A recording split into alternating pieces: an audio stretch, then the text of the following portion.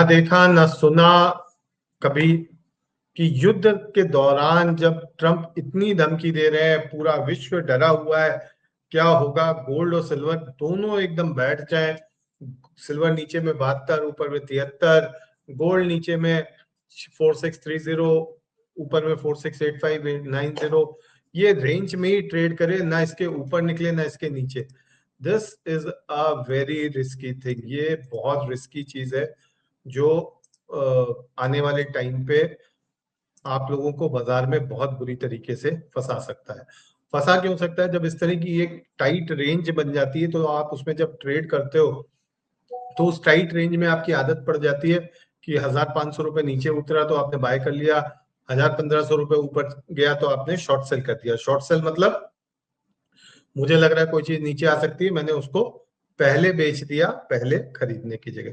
That is called your short cell.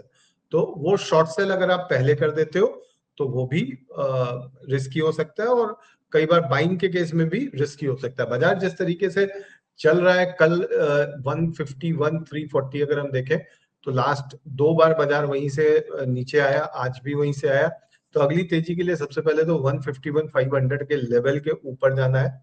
दूसरी बात क्या है, अभी करंट बाइंग आपको नहीं करनी है जब तक आज और कल में इस इश्यू का कोई रेजोल्यूशन आ जाता है या फिर बाजार 151 500 के ऊपर क्लोज हो जाता है। नीचे में जो लेवल्स ठीक ठाक नजर आ रहे हैं वो 146 और 144 के नजर आ रहे हैं, यानी 146 और 144 के आसपास हम थोड़ी बहुत बाइंग करके चल सकते हैं। दूसरा, ऑप्शन ट्रेडर्स यहाँ पे क्या बेनिफिट उठा सकते हैं कि सपोज मान लीजिए अगर मैं फ्यूचर्स की कॉमेक्स गोल्ड में बात करूं तो 4675 के आसपास चल रहा है, तो आपने 4650 और 4700 के कॉल और पुट ले लिए, यानी 4700 का कॉल ले लिया और 4650 का पुट ले लिया। देखिए ऐसे बाजार में क्या होता है, जब रेंज ब्रेकआउट होता है या खासकर खबरों के जो बाजार होते हैं तो उस बाजार की एक खासियत होती है कि जब रेंज ब्रेकआउट आता है तो लगभग 3 से 4% का आता है। तो 3 से 4% का इस समय अगर मान लीजिए रेंज ब्रेकआउट आता है तो वो रेंज ब्रेकआउट 6,500 4,500 से लगभग लगभग 6,000 रुपए के बीच का रहेगा। यानी आपको 5 से 6,000 रुपए का किसी भी दिन गैप अप या गैप डाउन मिल सकता है।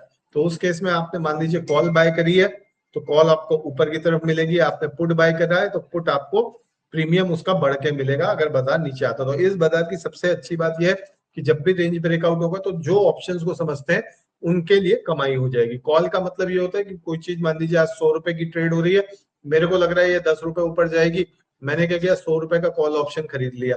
अब खरीदने के लिए कुछ पैसा भी मुझे देना पड़ेगा, जो मुझे देना पड़ेगा वो प्रीमियम कहलाता है। तो मैंने क्या किया 1 रुपए का प्रीमियम दे दिया। अब ये 100 रुपए की वस्तु जो मैंने ली है, जो कॉल ऑप्शन लिया है, इसका एक निर्धारित समय होता है कि इस समय के पहले मुझे ये सौदा ऑनर करना है। तो मान लीजिए सपोज वो दिन है 20 दिन बाद, तो ये 20 दिन बाद की जो डेट होगी 27 तारीख, ये कहलाएगी एक्सपायरी प्राइस। अब सामने वाला कहता है कि भाई इसका प्रीमियम है 100 रुपए का, 1 रुपया, लेकिन अगर आप 105 का लेते हो तो आपको ये 50 पैसे का पड़ेगा, 102 का लेते हो तो ये आपको 70 पैसे का पड़ेगा। तो ये जो 105 102 100 ये सब कहलाते हैं स्ट्राइक प्राइस। कॉल के मामले में आप जितना ऊपर जाते जाएंगे उतना स्ट्राइक प्राइस के हिसाब से प्रीमियम जो है वो कम होता चला जाता है।